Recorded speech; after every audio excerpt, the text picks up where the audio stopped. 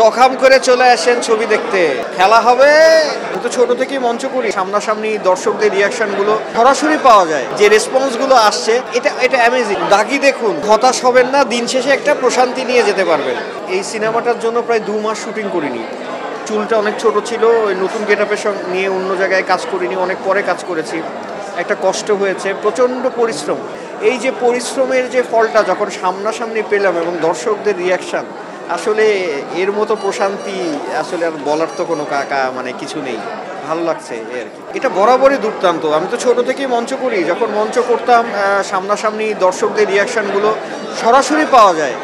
আর এটাও অনেকটা সেই রকমই, তো আমরা একটা পরিশ্রম করে কাজ করেছি, কেমন করেছি, সামনে পেছনে ডানে বামে সব জায়গা থেকে যে রেসপন্সগুলো আসছে, এটা অ্যামেজিং। এটা অন্য একটা ফিল।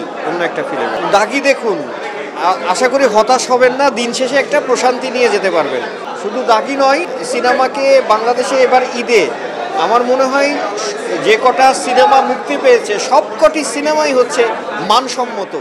এত মানসম্মত সিনেমা এক ঈদে আমার মনে হয় না বাংলাদেশে এর আগে কখনো হয়েছে কিনা সন্দেহ। দর্শক হিসেবে সিনেমাটা খুবই ভালো লেগেছে। আমি একাধারে এটার অভিনেতা এবং একাধারে এটার দর্শক। তো আমার কিন্তু আমি যখন দেখতে বসি তখন একটু দায় নিয়ে এবং ভার নিয়েও দেখতে বসি আমরা। সব কিছু মিলে আমার কাছে তো ভালো লেগেছে। চখাম করে চলে আসেন ছবি দেখতে, তারপর দেখবেন খেলা হবে।